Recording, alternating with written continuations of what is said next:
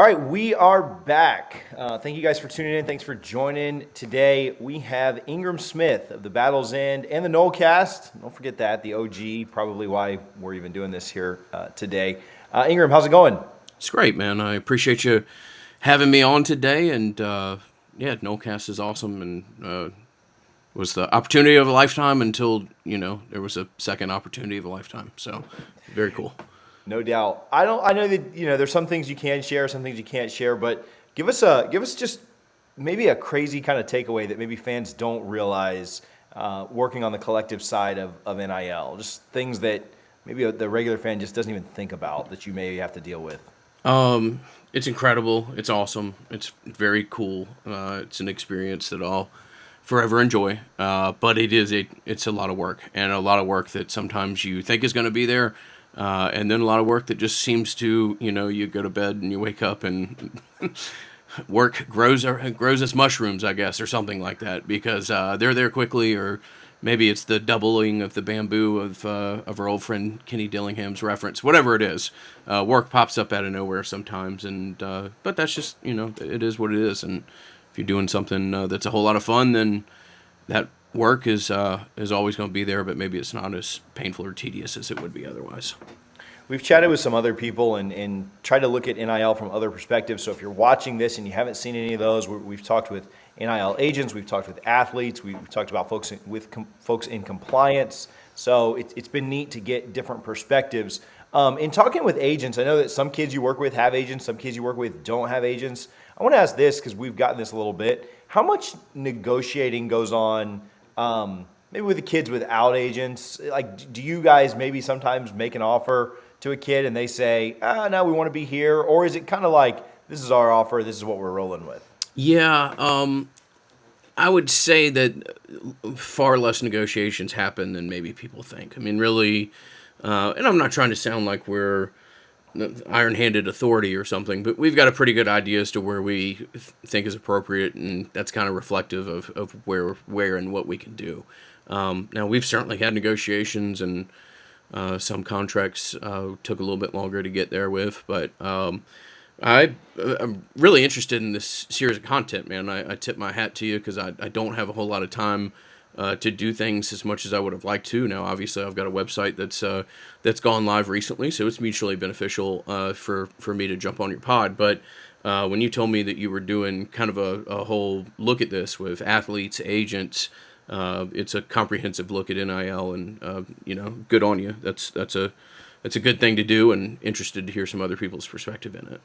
Yeah, we've gotten a lot of questions, and I think, it even just being a year and a half or 2 years old, the NIL world that we live in, I think people are still just kind of unaware. And we get a lot of questions and comments like, how does this work? What happens here? And so... Yeah, I mean, how can you be aware? That would be my response to it. I mean, the landscape changes all the time. There you go. Our joke within our own group is that if anybody calls us and tells us they're an NIL expert, we just hang up because we don't really believe there's a subject matter expert out there yet on this. I mean... No.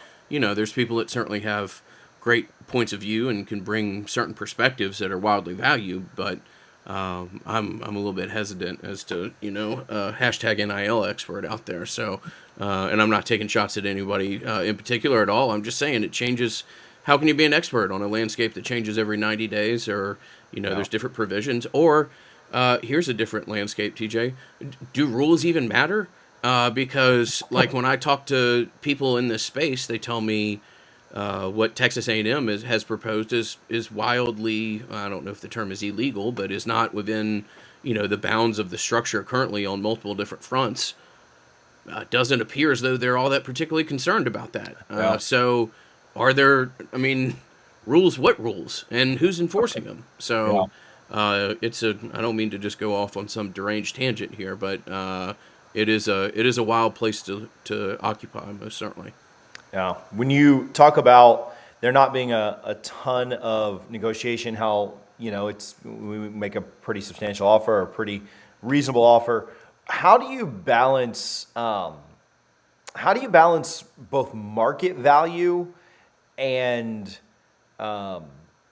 team need at the same time, right? Sure. We're blessed to be very stacked at the defensive end position. And so if another Jared Verse entered the market right? Florida State, you'd take as many Jared versus you could get. So maybe that's not the best way to say it. But I think you see where I'm going, right? Florida State may not be in the need for that as much as another position. So how do you balance that when you're working offers and contracts and negotiations and stuff like that? Yeah, it's a great question. I mean, obviously, you have the player, and you've got to try to have a grasp on what this fan base and their marketability reflective of the fan base. So, when I tell people that it's wildly helpful for you to like or retweet an announcement of ours or whatever else. I mean, those are the metrics that allow us to find other opportunities out there. And we happen to think that this fan base is wildly engaged and has kind of sat on their hands for 5 years or so, waiting to see, real tangible progress. And obviously we're talking about football here, and last year was progress at a level that, very few would have expected going into it. So we thought there was an opportunity to tap into this fan base and the excitement and passion that's there. We think this fan base is serially undersold as to what it can do, and we saw opportunity that a head coach was there, had given the proof of concept, that horrible buzzword that gets thrown around all the time now, but it's there, and it was a whole hell of a lot of fun to watch come to fruition last year, and we thought we could play a role at the Battle's End and in focusing first on retention and then a little bit more of a broader, Florida State focused. There may be a time where we sign a deal with a kid at another institution or something like that, TJ, just speaking very candidly with you here, because of some certain provisions and a want to help, across the board as we can. But again, that kind of goes back to the rules conversation, and are there even reasons to to try to, to be diversified or whatever? Yeah, I don't know. We thought there was a space. Love the leadership that currently exists everywhere from the athletic director, the higher places of leadership in the booster organization. Seminole boosters are very impressive right now, and we thought that we could play a role and have a very positive impact in NIL. And tomorrow's our 80th day in existence, and we think we've been pretty successful in our first 80 days. Yeah, you're talking about the fan base and transitioning from 2022 to 2023. I talked about this on a video this week. You guys have literally, and we'll talk about roster retention, which I think has been huge, but literally been signing the end of your tweets with going for it all in 2023. And I think the fan base at times is, I think people are scared of expectations because they're scared of getting their heart broken, or, oh man, what if we lose early and we have 2 tough games in September and then it's all, but that's just, and my take was, that's part of being a fan. I mean, yeah, how many times have we had expectations and then we go to Raleigh or we go here? That's just what it is, right? But were you not going to get there over the course of the summer and spring? Yeah. And embrace it. We went 10-3 last year. We turned a quarterback, have one of the better running backs in college football, got one of the better defensive ends to return. I'm sorry, anyone that tells me, oh well, we weren't otherwise going to be excited before next year until y'all put that hashtag in, you can get the hell out of here. We're just being truthful, and going forward, all is just let's go make a playoff appearance. Let's go remind everybody out there that college football is not going to be college football unless Florida State's part of it. That's what going for it all is. We're not getting left behind. We got a chance to remind everyone in a in a very kind and gentlemanly fashion, I'm sure, that we're Florida State, and that's college football doesn't exist without Florida State. So that's why we're here, and we're excited about the role that we can play. With that roster retention, with getting a lot of the guys back, you've had a chance to develop relationships, and we've talked about a couple of people off air, but who are some guys that the fan base may not know, maybe really quiet, but some guys that have just really impressed you now that you've gotten to kind of know some of them on a personal level? Sure. I mean, on the whole, these kids are really, really impressive. And I'm not just saying that. The more you meet them, the more that I'm impressed with them. But Renardo Green, Tatum Bethune. Tatum Bethune's a really impressive individual. Kalen DeLoach is probably, unexpectedly based off just what that Deloach family's produced in general, and really remarkable people. I'm almost hesitant to do this because it's going to sound like the kids I don't mention aren't great folk. But I mean, Jared Verse is hilarious. You literally can hear Jared Verse before you see him. I mean, you hear him around the corner. You hear him on the other side of the parking lot. He legit is talking and having a good time. Trey Benson is a really impressive guy that is wildly physically gifted, but still really humble and appreciative of the opportunities that are presented to him. Jordan Travis is, there's no other player that we would have targeted other than Jordan Travis, and we made him the highest priority possible, and that's because Jordan Travis is everything that you want. Transcendent player at times. Certainly last season put up stats that were remarkable. Gives you those occasional moments of brilliance, or the occasional goosebump, as a friend of mine likes to say, when he makes a play against Florida like he does or whatever. I mean, just plays that you literally watch play out and you're like, wow, that makes me feel like I'm 13 years old and watching P-Dub make 9 USC defenders miss on a single play or something like that. And Jordan is comfortable wearing the shoes of expectations and the commitments that have been made around him. I think a lot of that comes from having an older brother who is a professional baseball player and can probably help him through that process. But Jordan is a really, really impressive kid. So, and again, I'm not trying to leave anybody out. I don't know Fabian Lovett all that well, but in the interactions that I've had with him, very impressive. And these kids are, a lot of these kids are dads, and a lot of these kids are committed fathers at a level that, maybe just your guy who sits on the couch would not necessarily extrapolate. But they're really impressive guys. I've been very impressed and fortunate to get to know them at the level that I have. And I'm not trying to sound like we're good friends or anything else. No, not. But in the process of contracts and marketing opportunities and other things, you do speak with these kids, and I've always been impressed by them. Yeah, and it does. It gets said so much that it almost does become cliche. Oh, we got the best kids. But it really does speak to the culture and the kind of kid that Mike Norvell wants here, right? Yeah. And I think that's a bigger part of it. To be fair, you ask everybody around the country, and they're going to lie to you and say, "Oh yeah, we got the best kids." Nobody's We gonna got the say best it. kids. Yeah, We got the best fans. And yeah. All my yeah, kids are definitely. piles of crap, but nobody's going to say that. Yeah. But being able to interact and really be able to see that, it does take it to a little bit different level. So. You guys have done something a little bit different than most groups, most collective type groups have done. And for that first 80 days that you mentioned, you didn't ask for, seek out, want any type of fan donation, fan contribution. You just said like, hey, share our guys' posts and follow them and interact with them on social media, and that's really what we want, which is pretty unique. And I thought something that most of these groups haven't done. Most of these groups haven't said like, hey, I think you said this from the very beginning. Hey, we'll prove it to you, and then you can decide later if you want to support or not. And I think the fan base is pretty happy with what you've done. So I like the unique approach that you took, but now there is an opportunity for fans to get involved. Can you talk about that a little bit? Yeah, definitely. So we launched with or partnered with some really impressive people in the space who had done fan engagement for some fairly high-profile musicians and NASCAR and a couple other people, and they've also helped a couple other people in this NIL space. So we are, or by the time this airs, we will have went live on the 23rd of March. Like I said, I went back and looked as we were starting this interview, TJ. Our first public interaction was on December 5th. So in the 80 days that we've gone about this, we have signed, I think approximately in the high 50s number of football players. We've also signed a couple of golfers, and we'll continue to look for marketing opportunities as we kind of broaden the roster of teams that we may work with over time.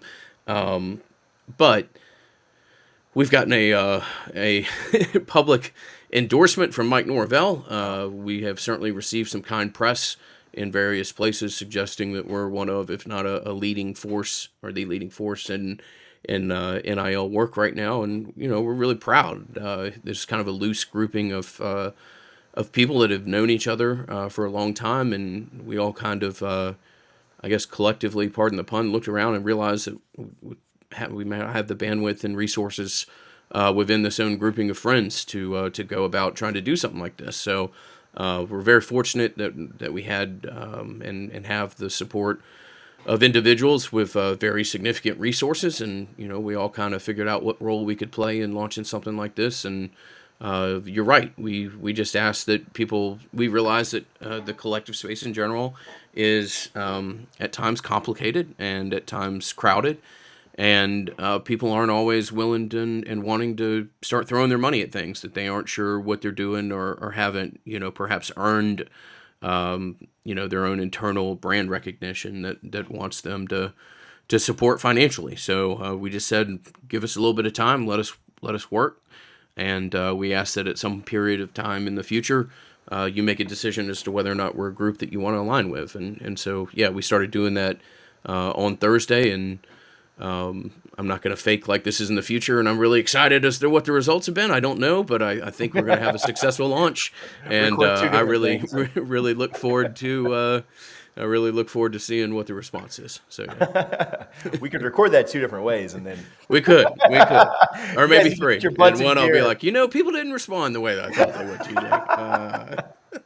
7 people signed up. Yeah, I think we're going to do well. I'm really excited. I'm not going to drown y'all with sales stuff, but we've got some really cool merch. Go take a look at the website if you haven't already. At the time that this airs, we're serious about everything that we do, and obviously, if you're doing this, you're going to do it because you want to support Florida State athletics and Florida State football to a large extent. But you're not getting a a postage stamp in return. We've got some cool things that we've found and have kind of layered throughout different membership opportunities, and we're proud of what we're going to be able to roll out. So cool. We'll link that above and down in the description. So if you want to check out some of that merchandise, want to try and sign up and support, you'll certainly have that option. So again, it'll be linked above and in the description. So check that out. Another thing that I think has been really, really neat, and we'll wrap up with this, is that everybody's getting paid, right? Everybody's getting a check, everybody's getting cash, right? And like that's fine, and I think that's really cool. You guys have been able to offer some pretty unique experiences for different players, different athletes, and in addition to them getting paid for their name, image, and likeness. Can you talk about that and just kind of what's gone into being more, I'll say, unique than any other group or collective type entity out there? Yeah, we do pride ourselves on being creative and taking a broad approach to everything, really. I mean, we want, broadly speaking, we want this to be far more than a paycheck for the kids. We're going to pair them with best-in-class financial advisors. They're going to have financial literacy, budgeting.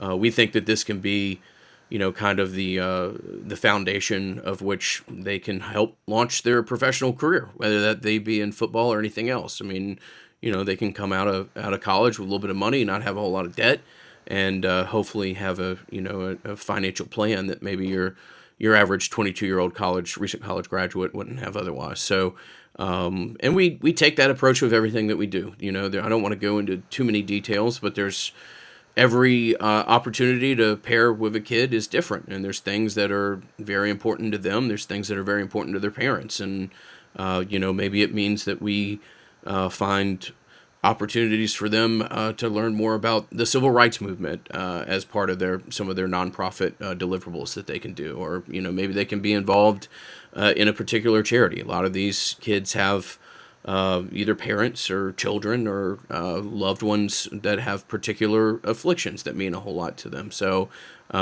it's not just a contract, it's not just a check. Do I put a filter through everything that anyone in this space tells me, TJ? 100%, because there's a whole lot of gas ups and just hot air being blown around. But we do consistently get feedback that, hey, you guys are doing this in a very different manner than some of the other schools out there and some of the other approaches that have been taken. So we're proud of that. We're going to continue to do it. We think there can be a ton of I think humanity is probably a little bit, I'm getting a little a bit of a gross overstatement, but we can have a personal touch in this. We can do things that are not just a hard contract, hammered out by lawyers that we pay $500 an hour to or something like that. We can find other opportunities, and we can also go through this in a process that's reflective of us having a honest concern and care about these kids and for these kids, and trying to give them the best possible avenues, whether that be existing marketing deals or setting themselves up for opportunities and things that will benefit them for time that is much longer than that they're in Tallahassee. Yeah. Well, Ingram Smith, I appreciate you a ton, man. Thank you for hanging out. Again, we'll link everything down in the description if you want to learn more about the Battles In specifically, but I appreciate you taking a little time and chatting with us on NIL from maybe the collective entity perspective today. Sure, man. I appreciate you having me. Thank you so much, and look forward to this whole series. Thanks, buddy. Hey guys, we recorded this interview with Ingram about 2 weeks ago. Since then, they announced that all donations to the Battles End from March 15th through April 15th, that's FSU spring game, will be matched on an annual basis. So if you just sign up for a monthly membership, whatever the annual amount of that is, will be matched thanks to a donor up to $500,000. So if we can get a $500,000 in donations over the next month, from $315 to $415, they will match it. An anonymous donor will match it up to $500,000. Again, if you just sign up for the $50 a month, that's $600 a year, it'll be matched $600. So they're not matching just your monthly, they are matching the full year amount. Thanks for Ingram coming on. You guys can go check out their social medias.